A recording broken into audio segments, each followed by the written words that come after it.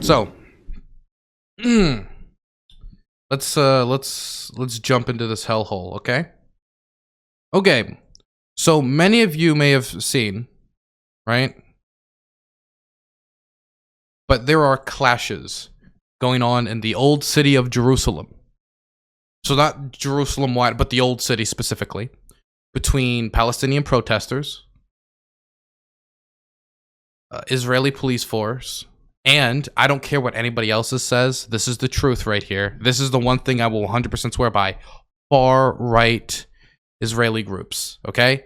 These Israeli groups that were planning to march through Palestinian neighborhoods on Jerusalem Day, which marks the victory of Israel in the 1967 war. They are not like, oh, I'm just your run-of-the-mill Israeli citizen. These were people who a lot of the Benjamin Netanyahu has kind of lobbied with as of recent, as he desperately tries to hold on to power. One example would be, I think, what's his name? Itamar Ben-Gvir. I never know how to say his name correctly, but he's a super far-right individual who actually, due to the recent decision by the Israeli government to bar Jewish worshippers from the Temple Mount for Jerusalem Day because it would it continued to heighten tensions, he has specifically said, and this is a guy saying basically that Netanyahu has caved to terrorists. He's a terrorist sympathizer now. And so for this week, I'm not going to lobby with his group because he's in the Knesset now. Netanyahu helped him get into the Knesset. Now that he's in the Knesset, immediately turns to Netanyahu, spits in his face and says, "You're conceding to terrorists." Netanyahu, this guy thinks Netanyahu's too lefty. Okay? That's the groups he's working with. Anyway.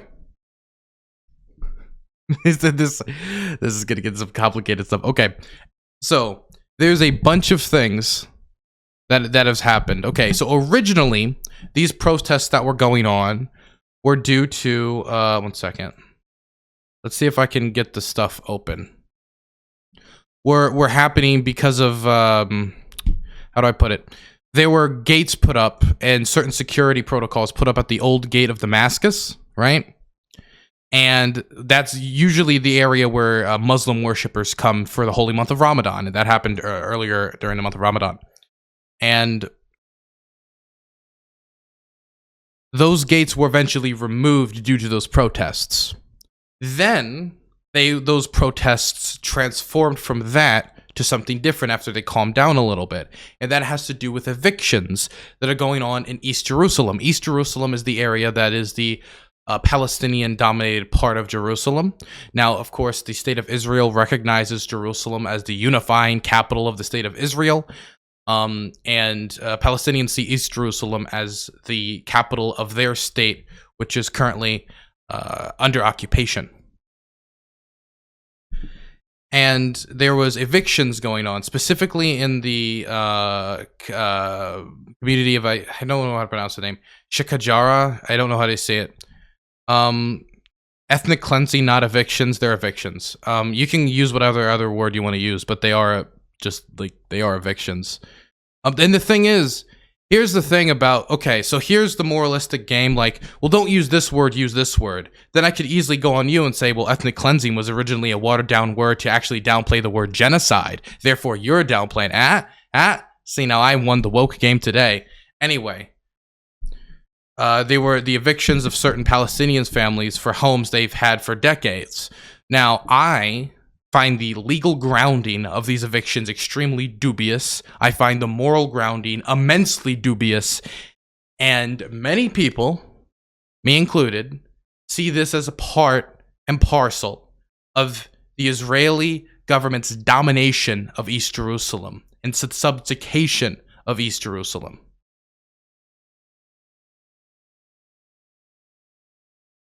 And I would also say that many international governments are calling this out, that this isn't something that's like in the international community, like, oh, there's some debate over here, debate over there. The vast majority of the international community has been calling this out, just like the Israeli settlements in the West Bank are against international law, and internationally it's being called out, right? So that is why many of the protests at the mosque, which again, I'm gonna butcher the pronunciation. I'm sorry there's no... I guess I should have something in the background for you guys to look at. How about... You know what? We'll bring up the Temple Mount, right? And the mosque. I think that's an image that can that is appropriate considering the topic of discussion, right?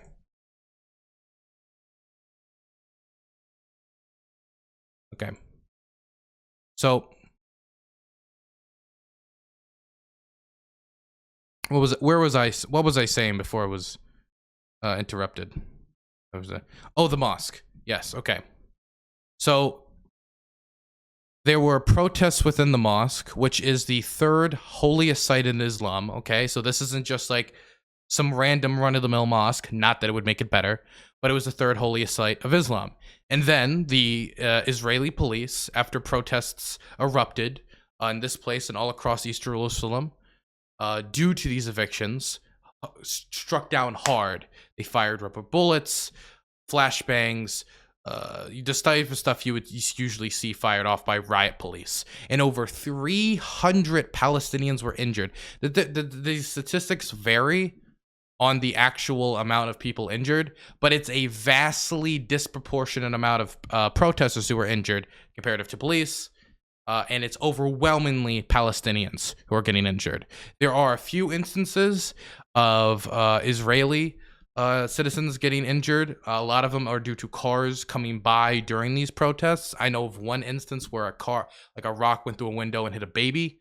But the vast majority are Palestinians getting injured. So these are what the clashes are going on currently about. It's due to the evictions. It's due to the violence we're seeing at the mosque. We're seeing backlash from the Israeli far right due to the decision due to the escalating tensions by the Netanyahu government to actually restrict the Temple Mount from Jerusalem Day, which again is the 1967 anniversary of Israel's victory in the war. Okay, so there's some basic backgrounds for the vast majority of what's going on. Okay, I know it's a lot, it's complicated, and I'm doing my best to explain it. And I would play footage, but a lot of this footage would be TOS. So that's some background. Now, what just happened is Hamas responded to what's going on by firing about 7 rockets into Jerusalem, and I think maybe a few rockets elsewhere. This ended up injuring one citizen by it hitting a truck, a car, I believe. That was about as much damage as Hamas has done, besides a bunch of written statements. Of course, this has 150 rockets. Yeah, you're seeing varying numbers because it's continuing to update, because as I'm streaming, more stuff is happening. So that's the original report I read. And then in response to that strike where one person was injured, original report showing, can I post links to footage? I don't even think I can do that. Then the Israeli government responded by doing strikes in the Gaza Strip that killed about 20 people, 3 Hamas operatives, and 9 children. That is from, I believe, Gaza's Ministry of Health, that 9 children were killed out of the 20. So almost 50% of those killed in those strikes were children. And now there seems to be reports of more missile strikes as it continues to escalate. So there's the background. Where do I think it goes from here? Also, it was Islamic Jihad, not Hamas. It depends on the group, because I believe Hamas did launch some rockets. I'm pretty sure Hamas... I'm gonna just ignore chat, because I gotta be very careful. Because people will just say stuff without backing information. Strikes Hamas targets with the rockets. Hamas fires... No, Hamas did fire rockets. I was right. Islamic Jihad might have also fired rockets as well, because Islamic Jihad... You think Hamas is radical? You look at Islamic Jihad for 10 seconds, and it will blow you away. So it was Hamas. Okay. Again, just gotta learn to ignore chat during these types of talks. This is continuing to escalate. Going from here, this is not going to de-escalate. Now, I know some courts are going to decide on some of these evictions, movings, crimes against humanity, whatever you want to call it. I would call it a crime against humanity. But I don't think anything is really going to change anytime soon. And that's because none of the ingredients that could come to a peaceful resolution or a diplomatic solution to any of these issues is there.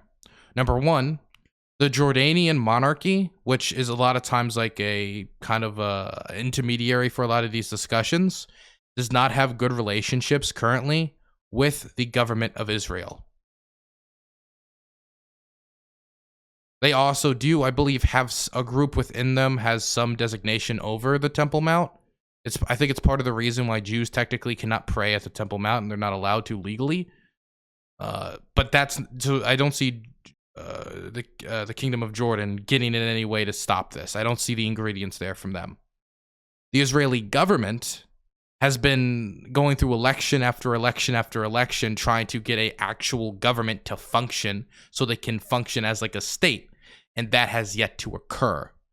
And I don't think Netanyahu, who has caved more and more to the far right, and the far right are now lashing back at him for making basic safety precautions around the Temple Mount, it means he's in no position really to find a real peaceful solution to this.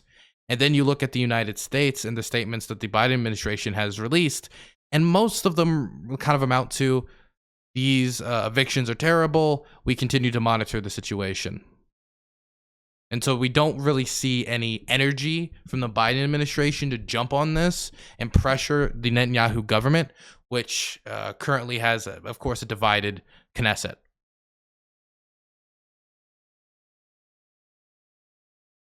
So what I'm saying basically to you is, I don't see any end in sight. I don't see any willingness from any of the parties involved. Not the parties involved, but the parties that have the leverage to actually make anything change. There are most certainly parties involved that want to make change, just nobody with leverage. And I don't see the violence stopping anytime soon. Yeah, the State Department press conference was absolutely terrible.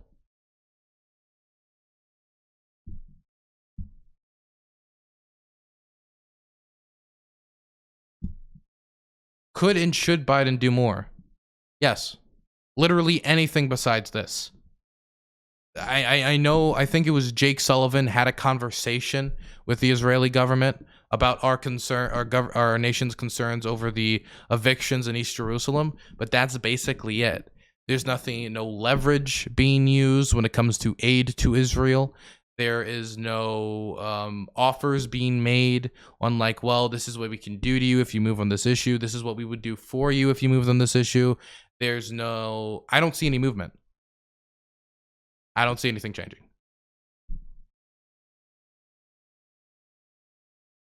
Now, I could tell you a bunch of hubba-love, fluffy bullshit and tell you stuff's going to change, but I'd be lying to you. I'd really rather not lie to you. Biden needs to just say, stop evicting Palestinians or we'll withdraw and let your neighbors roll you. Okay, I say this in the nicest way possible. That is the stupidest analysis of the situation. I don't know if you know this, but Israel is a nuclear, not self-declared, they're a nuclear power. They have one of the probably the most effective military in the Middle East. They have all the military leverage. Our leverage is entirely in aid, diplomatic, power, maybe soft power. Look, it's hard to really this idea that we're gonna be well, we'll pull our support and then Israel will cease to exist. No, Israel's not gonna get rolled. My question to you would be, who would roll Israel? Iran?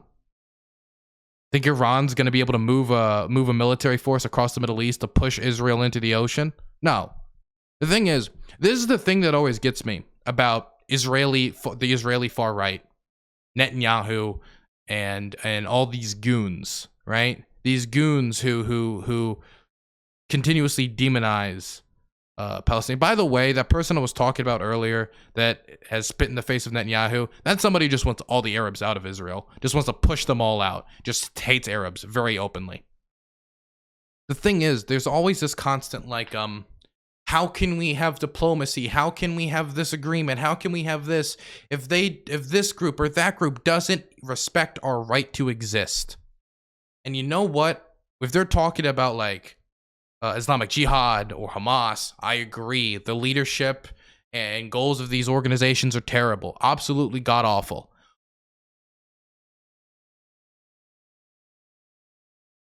And they have done terrible things.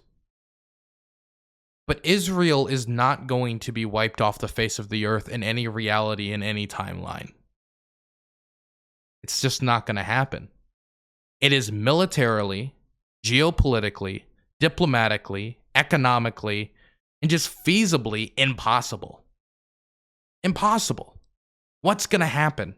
Hamas is going to roll in with tanks and push them into the ocean and beat the IDF in open combat. They're going to tie enough explosive to balloons to push Israel into the ocean. I don't think the balloon is going to beat the extensive military capabilities of the IDF. Just look at this recent level of rocket attacks. Injures one Palestinian after it hits its car. Israel responds, 20 dead, 9 children, 3 Hamas operatives. It's not feasible. It's just not possible. Israel has an extremely highly functioning air force. They have armored vehicles, defense systems, a well-trained and capable military force, defenses, and a population that is ready to defend itself. Not to mention their diplomatic situation when you look at the UAE, Saudi Arabia, and many other people in the region continues to improve, not only on a diplomatic level, but those diplomatic improvements have turned into security improvements as they ally with these groups for the security, to improve the security apparatus when it comes to proxy wars with the Islamic Emirate of, when it comes to the Iranian government. And of course, they have nuclear weapons, and they will use them. The Israeli government is perfectly willing to use nuclear weapons against any invading force. So anytime I see that brought up by anyone, I'm sorry. It's not gonna happen. So can we get back into like reality and actually bring an end to the violence? Let's actually talk about what the future of Jerusalem is going to be. Let's actually talk about how to end this violence. Let's talk about the fact that Jews in Jerusalem and Jews in East Jerusalem have citizenship. But Palestinians in East Jerusalem have to apply to an extremely complicated citizenship system if they even want to be Palestinian citizens of Israel, many of whom don't want to because they don't recognize the Israeli government. Let's talk about the blockade. Let's talk about the disproportionate deaths and violence against Palestinian protesters. Children being shot at the border. Let's have a conversation about reality. Let's talk about where the embassy is located. Hamas is not going to push. Now, I'm telling you, anyone living under the fear of Hamas missile or an Islamic Jihad missile, that is a terrible fear that I don't have to live with any day, and I cannot relate to that fear. And I sympathize with it. Absolutely terrible. That will never push Israel into the sea. The IDF is too competent, too powerful, and too dug in to have anything like that ever happen. The only weapon that Hamas and Islamic Jihad has is fear over its own population and Israel. That's it. That's the point of the missiles. The missiles are not meant to destroy Israel's military capabilities. There was no delusions that these missiles were going to be launched and Israel was going to crumble.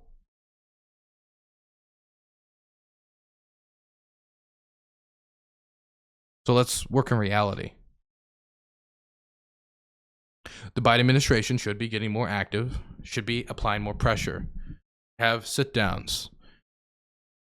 There should be more intermediaries getting in place to have these conversations.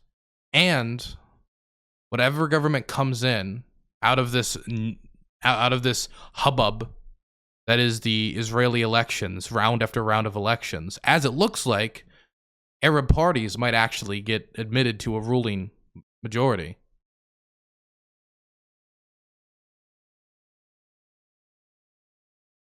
Needs to have an actual sit-down conversation. And I don't mean sit down to just appease people, but actually sit down. Oh, and when it comes to what should happen with this specific situation, the evictions, stop. Full access is given to the mosque. And every government, any government that comes out of this needs to stop partnering with the Israeli far right. The Israeli far right should be treated like what they are, a group of bigots who hate Arabs and Palestinians.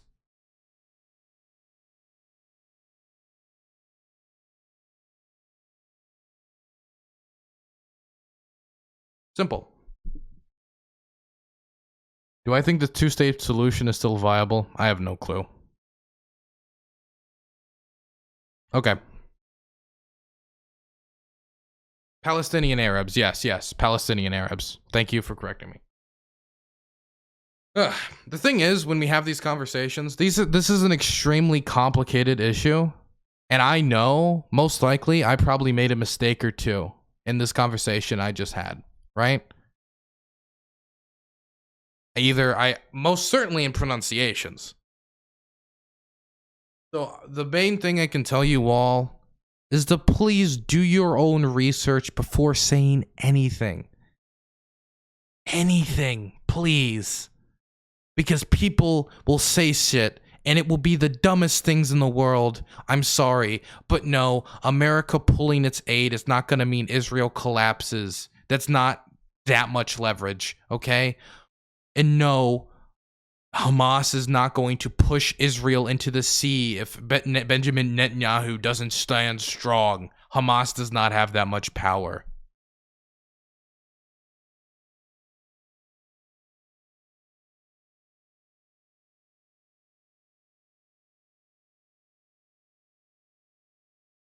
Why do we love Israel so much? We have a domestic audience for it. Evangelicals love Israel for biblical reasons. Strategic reasons. Israel is one of the most effective military forces in the Middle East, and they have nuclear weapons. We have common geopolitical foes in the Iranian government. And of course, anyone that allies with themselves with the Iranian government. Oh, and we both hate like Bashar al-Assad, stuff like that. We have a historical alliance. They have a very, very effective advocates in the United States and groups like AIPAC. Yeah, there's a lot of reasons. It's not some weird banking elites, right? It's just geopolitics. And they have great falafel. That is a good point. I would say that's probably the strongest reason we are allied with Israel is our strategic falafel supply. That's probably the biggest reason. Okay. Oh, you want to know what's something? A direct thing I would say Biden should leverage? The embassy in Jerusalem. This is the biggest thing I disagree. One of the biggest things I disagree when it comes to Biden's decision in Israel, Israel policy. Leverage that. We just gave him that. That was like a complete break from like historic American policy. Leverage it. Say, we are perfectly willing to move it back. That right there, a falling out of relations, not only puts pressure on Benjamin Netanyahu in a time where he is having contested election after contested election, and the people might be wavering their support for him, and he has to rely on more and more far-right figures. I think it would be a good move. I think it would be a great move. I think that's the most obvious thing the Biden administration could do, is leverage the embassy in Jerusalem. Is it guaranteed to work? No. The best thing I can think of, honestly. Okay. There you go. There's my foreign policy Israel-Palestine segment of me just ranting. There's my YouTube video. So I'm gonna stop here, okay? I think the only hope for peace is a leftist Israeli government. Good luck with that, buddy. Good luck with that. Yeah, man. Oof. I can't wait for fucking dengists to take over Israel. Oh man, the left in Israel. Have you guys seen the left in Israel? Have you seen the Israeli Labor Party? Good fucking luck. Okay? Good luck. Leftists in Israel. Oh my god. Yeah, dude, I am shocked. I can't wait for, I'm terrified. You know what I'm terrified of? I'm terrified of the Nazis, the Nazi party taking over in Cuba. Like, it's good luck, okay? There's just no chance. There's just zero chance of it happening, okay?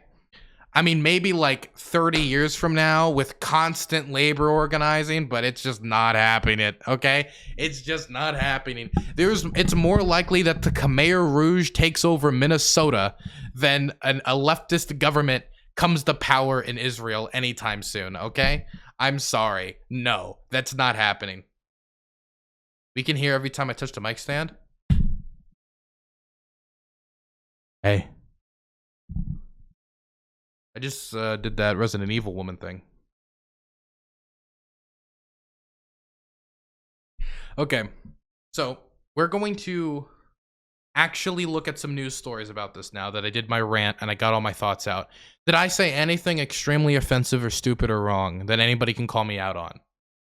And isn't going to be like, you used the term eviction when you should have used the term rape of the people or something, okay?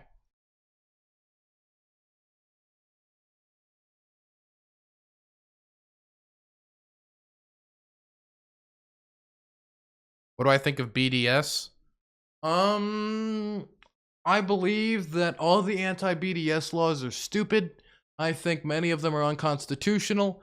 But I haven't really thought about my own personal feelings of the BDS movement. So currently, I guess I'm not really signatory to it. But it's really just from an unconsideration. I remember when I had a chance to talk to the gubernatorial candidate Ben Jealous in Maryland. I had like 30 seconds to talk to him, and I asked him about Larry Hogan's anti-BDS laws, and the reaction he gave me was very affirmative to what I wanted, because he looked at me, he looked to his left, looked to the right, made sure nobody was here, any mics were around to hear him. He said, "It's fucking bullshit." I was like, hell yeah, dude.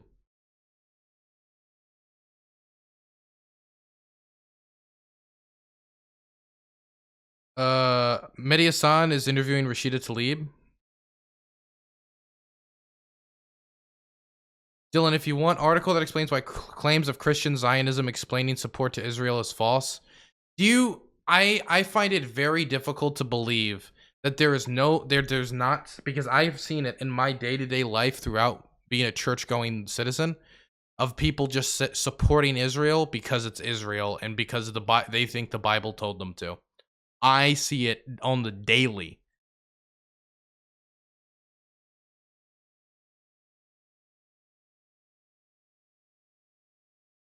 Look, I find it very hard to believe we don't have a...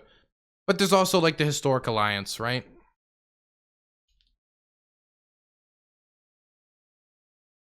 Are there any issues you want the Maryland State Senate to address? Dude, I just want them to... I can't believe we haven't made weed legal in Maryland yet. It doesn't make any fucking sense. I'm actually just confused at the matter. The fact that DC did it before us pisses me off unbelievably. Let me look something up quick. So let's look up, I never know how to spend it. I'll just look up Israel-Palestine. I need to use the bathroom, so I just want to turn all... Oh my god, I didn't even get close to spelling it correctly. Okay. We'll let Rashida Tlaib talk about it for a little bit. Okay? And then I gotta use the bathroom.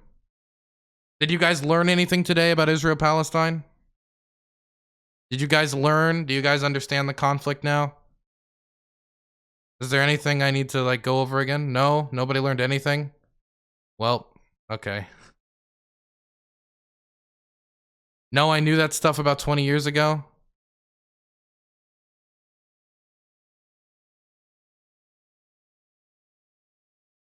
I learned I know absolutely nothing. Dude, it's impossible to explain these conflicts because these conflicts are just, they're so I just tried to do it in the most basic way possible too. I was like, okay, so I'll just explain the basic terms, the very, very bare basics. I won't even show footage. I'll just explain it in the very basics. And even that, man. Oof. Anyway, I'll be right back. I gotta use the bathroom. Joining me now is Democratic Congresswoman Rashida Tlaib of Michigan, who is a member of the House Oversight and Reform Committee. Congresswoman, thank you so much for your time. I first want to get your reaction to what we just heard there from Raf Sanchez on the situation in East Jerusalem and the developments generally that have been playing out. I mean, this is an apartheid system. I mean, Israel's own prominent human rights organization, B'Tselem, has declared it. Human Rights Watch has declared it. And Palestinians on the ground have been telling us for decades that their homes have been demolished, that they've been targeted, that violence has been met by Israeli-led forces under Netanyahu's racist policies. What we're really telling Palestinians fighting apartheid is the same thing being told to my fellow Black Americans across our country here and that are fighting against police brutality. There is no form of acceptable resistance to state violence, except for the denial of, people's human dignity. And we need to stop. We need to stop and look at the fact that our own country is enabling it with billions of dollars every year being issued to Israel, even though they are promoting racism and dehumanization. So to that point, the White House National Security Advisor Jake Sullivan spoke with his Israeli counterpart. He expressed the United States' concerns over the violent confrontations in Jerusalem. Do you think the Biden administration needs to take a stronger stance right now towards Israel for the developments that we're seeing there?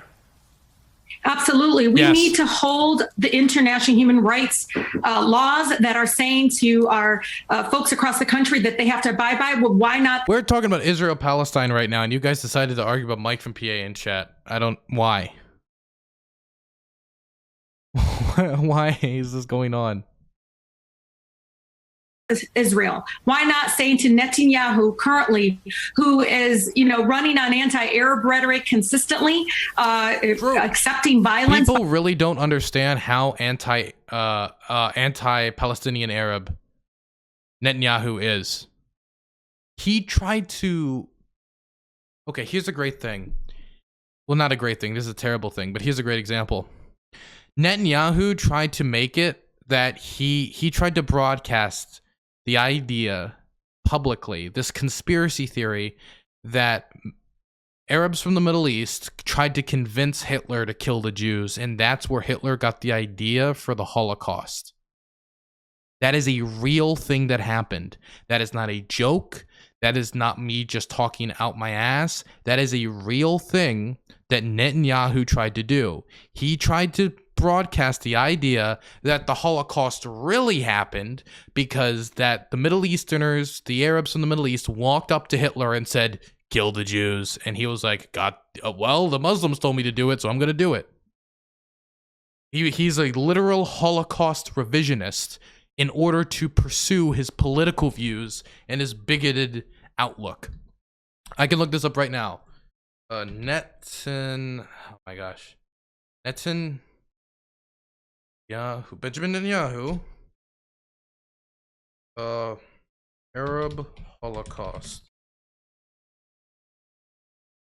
Netanyahu denounced for saying Palestinians inspired the Holocaust. Yeah, okay, well, it's locked, but the murky story behind Netanyahu's claim of a Palestinian role in the Holocaust. Yeah, literally trying to make it so that the Palestinians is what did the Holocaust, trying to tie that historical trauma to today's geopolitics so that people view Palestinians in a worse light and they're more willing to dehumanize them, use violence against them, and hurt them. This is the individual that is currently Prime Minister of the State of Israel. Hopefully not for much longer, but this is the person that Palestinians have to deal with on a day-to-day basis. And then people ask me, well, why do you think he doesn't move on issues to negotiate with Palestinians? Because he would rather demonize them and stonewall them. By allowing Israeli police and military forces to side with Israeli citizens who are literally physically throwing people out of their homes. U.S. taxpayer dollars should not be used to commit human rights violations. That needs to be said. I have yet to hear anybody from the Biden administration declare that our money will not be used to degrade, to dehumanize, and to kill or evict people out of their homes.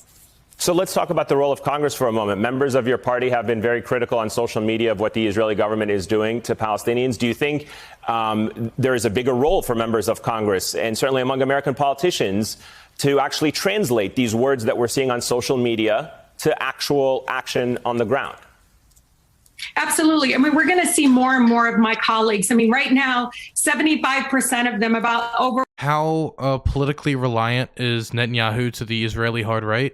More and more on a daily basis as he becomes politically less feasible to work with more moderates. Ever since the Blue and White Party kind of collapsed in that alliance, that joint government kind of went under, he has decided to, in my opinion, run to the right rather than run to the middle. And he has run to the ultra-Orthodox and the far right to get their interests in line with his. or 300 of them did sign a letter to say we're going to support Israel unconditionally, even though we're seeing children on the ground dying. We're seeing people completely being stripped of their homes, their human dignity. And look, Ayman, for me, this is very personal. My mother grew up in Palestine during occupation. My grandmother still lives there. I have seen them going through checkpoints. I have prayed with my grandmother at the Alaska Mosque. And I'm telling you, I mean, you kneel down and you have nothing. You're just praying to God, and especially during the holy month of Ramadan. I can't express to my colleagues, speak up. We cannot allow this kind of direct attack using our own money. When are we going to speak up against this kind of brutality? Enough is enough. Congressman, allow me to switch topics for a moment while I have you. I wanted to ask you about Wednesday's hearing with former President Trump's defense secretary and acting attorney general at the House Oversight Committee, which you're a member of. The hearing is on the events surrounding the January 6th insurrection. What are some of the lingering questions that you hope to have answered? You know, I think it's important for many of the folks listening. And look, we saw what kind of presence there was of Capitol Police and kind of militarization from Black Lives Matter protests, civil rights protesters, those fighting for access to women's health care. We did not see that kind of presence when it was very clear that white supremacist groups came to harm members of the United States Congress, came to basically attack our democracy. And so my question is, why is there such a lack of courage or political will within these agencies that seem to show up when there are folks that look like me protesting against inequality, against police brutality, and so much more issues that are, you know, the ills of our society. But when these folks are very clear, not only on social media, but when they showed up from not only erecting Could some good come from the ICC investigations? I mean, it could bring international attention to it. It's like the ICC investigation into Afghanistan, though. Beyond the international attention and us having stuff on the public record, which is extremely useful for activists like myself or others to be like, hey, we have the reports, we have the international rulings, we have this from an international body with authority that we're all supposed to trust.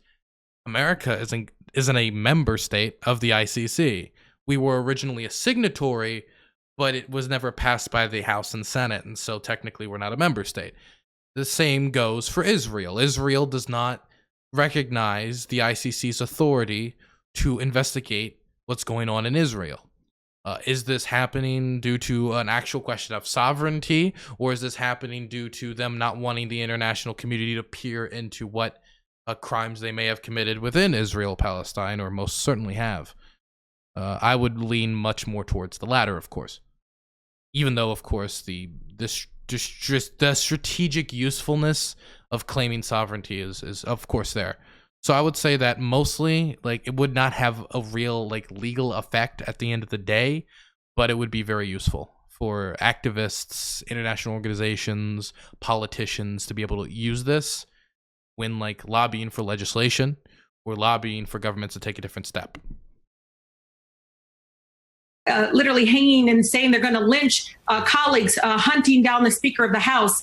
Why wasn't there the same type of approach that we saw in the past, again, with people of color and others that are fighting, maybe it be freedom, access to healthcare, or to saying enough with racial injustice in our country? And so for many of myself and many of my colleagues, we ask the questions constantly, why? Why was there a difference? Why wasn't there the same kind of presence on January 6th? If we can talk about Michigan politics for a moment, part of your district includes your home city of Detroit, obviously. The police chief there, James Craig, a Republican, just announced that he's retiring. He is expected to launch a challenge to Democratic Governor Gretchen Whitmer, who's up for re-election next year. He has been, he's running as a Republican, obviously. He has been critical of your statements on policing issues across the country. What do you make of his potential candidacy? Well, I've had deep disagreements with the chief, and he knows it. And so many of my constituents I serve have said the same thing. From spending millions of dollars on racist facial recognition technology to brutalizing people who are exercising their First Amendment right to proclaim that Black lives do indeed matter in our. This is the dumbest thing I've ever seen in my life. How stupid do you have to be that a Palestinian holding a lighter or a light on their phone is the same thing as white nationalists with tiki torches marching through Charlottesville chanting "Jews will not replace us"? How unbelievably dumb do you have to be to believe that and try to make that comparison? This is just like Netanyahu trying to pin the Holocaust on Palestinians.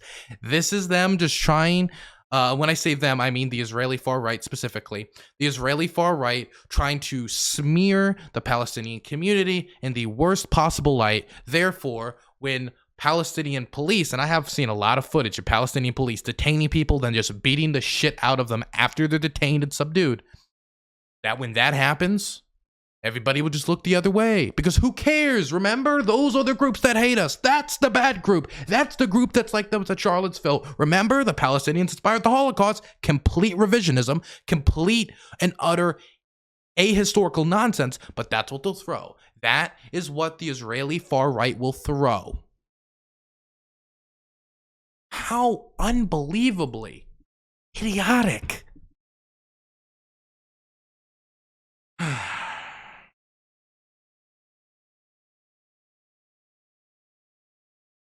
Oh my gosh, I gotta check out what Bad Middle East takes have been tweeting today. They must be putting out some pretty unique stuff.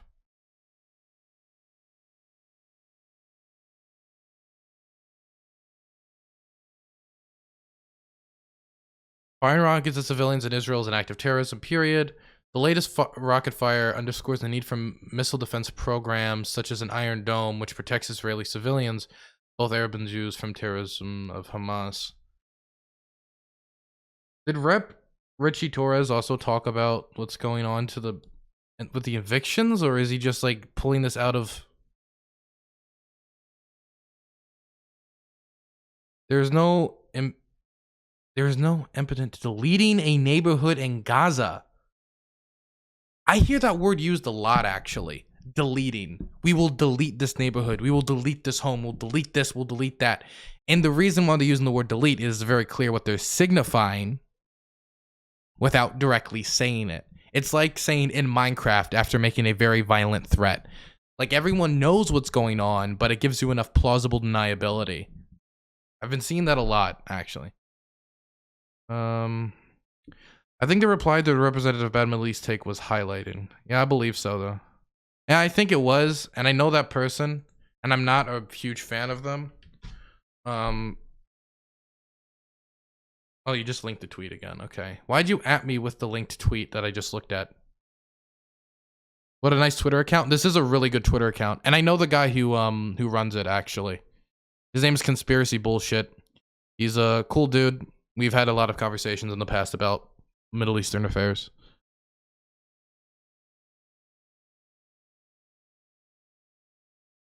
What else do we got today?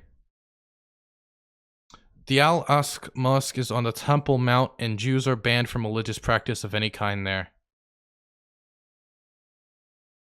Yeah, yeah, this is a really bad take. This is I mean, I understand what Rashida Tlaib's trying to say here, but Jews are banned from praying at the Temple Mount. They are banned. They've been banned from praying at the Temple Mount for years. In fact, many people have protested it and have prayed there in defiance of that ruling. The arguments as to why they aren't banned is kind of, it's complicated, and I don't think I can have that conversation right now. Basically, the idea is on one side, of course, Jews want to be able to pray at their holy sites without retribution. Makes complete sense. On the other side, Palestinians are worried that if Jews have like control over the area or the complete ability to just like go in at will and pray and do all these other things, then they'll eventually take it over, and then Palestinians could be barred. I think the argument is, I forget. This happened a while ago. I'd have to go back and check. But yeah, bad doesn't work here because Jews are banned from praying at the Temple Mount. They can't.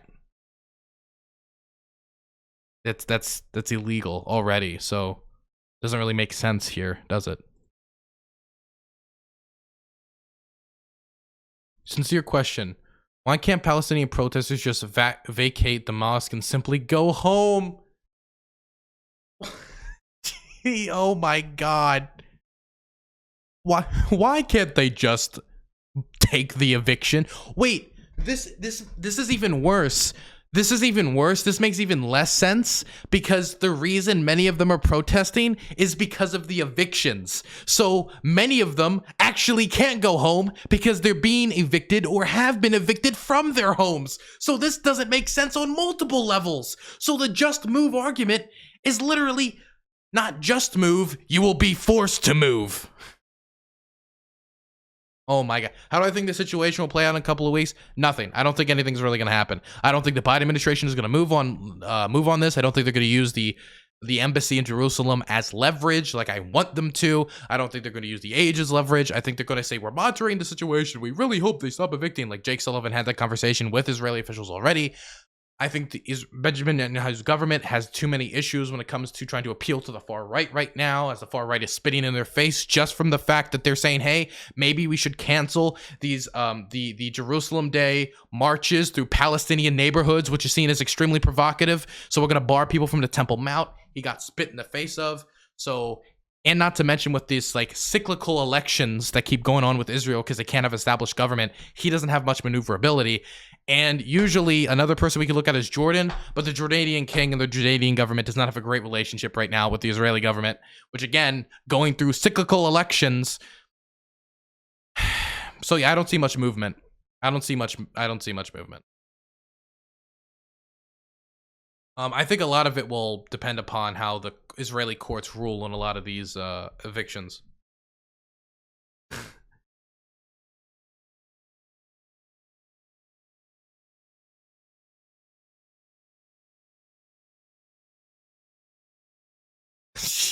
See, this is the conspiracy theory. This is the effects of Benjamin Netanyahu's conspiracy theory pushing.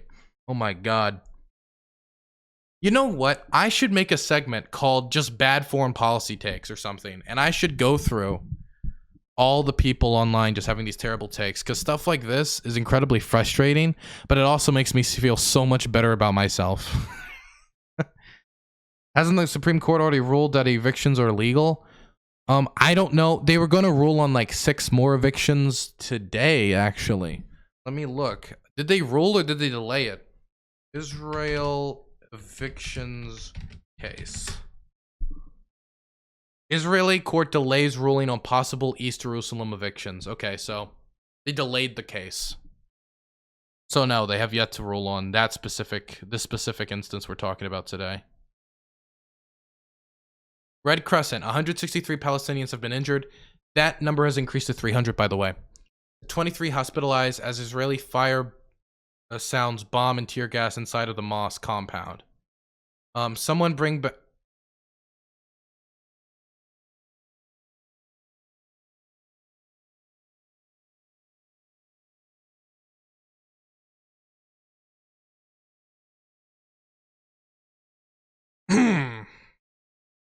Okay, that's enough of that. I'll ask compound right now. There's no coronavirus. Israel is a corona-free country now. Government said they don't wear masks and enjoy the air and land, but these people praying don't look like they are from Israel. Okay, never mind. I no longer want to do the segment. This is too frustrating. This is too frustrating. I want to forget that I even attempted to do. Our country, no matter his next moves, he's going to have to answer why he took those actions and why, after spending all of those resources, our resources, on over policing and broken racist technology, do people continue to feel unsafe in the city I represent? I hope this creates a conversation, not only nationally, but also right here at home in the city of Detroit, about what it does really feel like to feel safe in our communities, because what we've experienced in the last 8 years under his leadership. Palestinianism is Nazism. That's Netanyahu propaganda. 1 minute later, Palestinian tweets that Hitler should have finished the job. Okay, let me be clear. Okay. Chatters. Okay, if I said chatters are by default all idiots, all of them, every single one is an idiot. And then I took Random Squad's chat message to prove it. That doesn't prove shit. Right? Now, that just so happens to also be true, but just using your one chat message wouldn't prove that, right?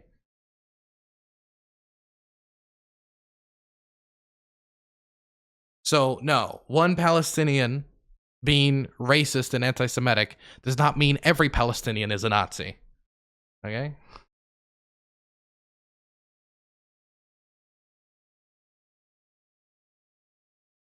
Good thing I can't read Arabic.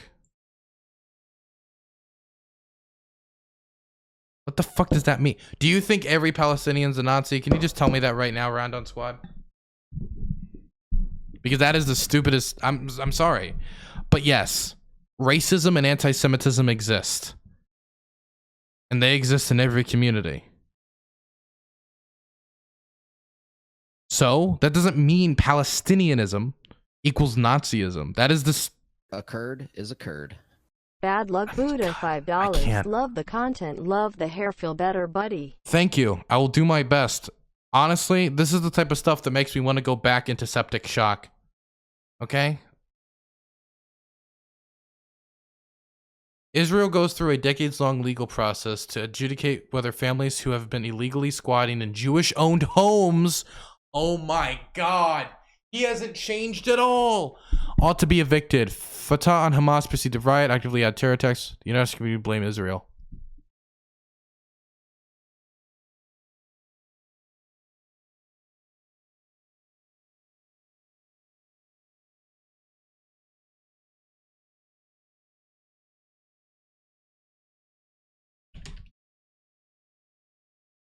Let's go look at some old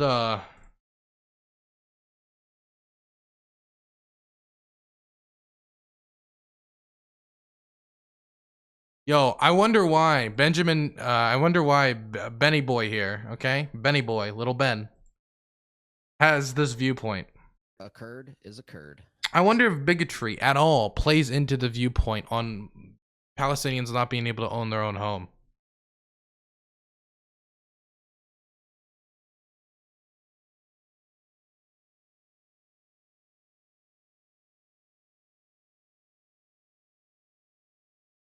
I have no clue. I just can't figure it out. Like, I'm just trying to figure it out if there's at all what could be motivating Ben Shapiro here.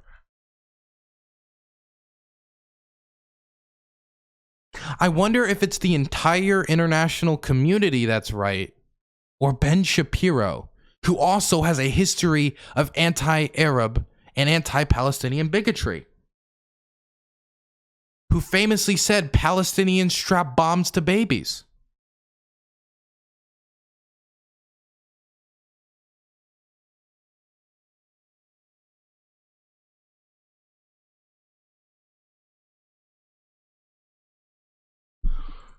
Huh. I just can't figure it out. I wonder I just can't figure it out. What is it that could possibly be motivating Ben Shapiro here? Chat, can you help me out? Because I am at a loss for words. I am at a loss for words. Oh my. What's this article?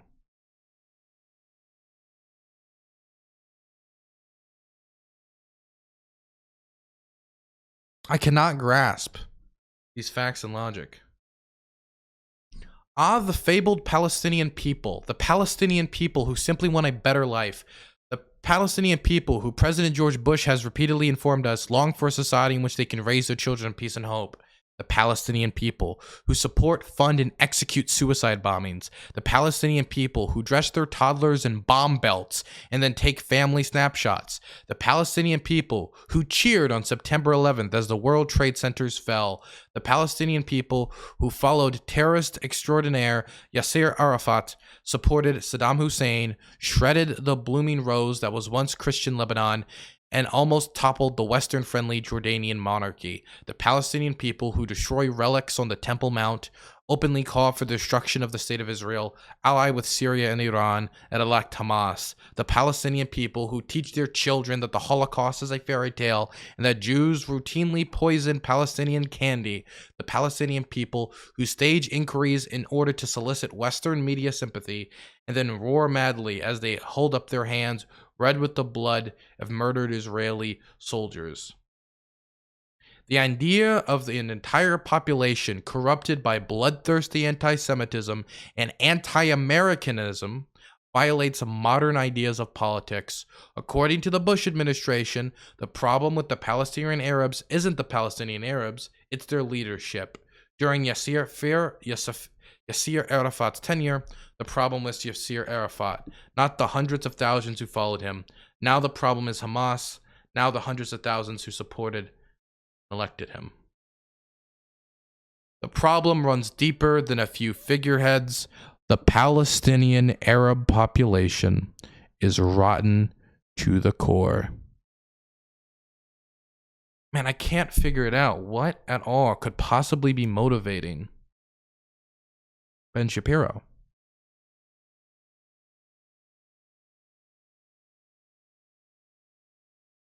I just can't figure it out. It just seems to can't seem to figure it out. Oh well, guess I'll never know.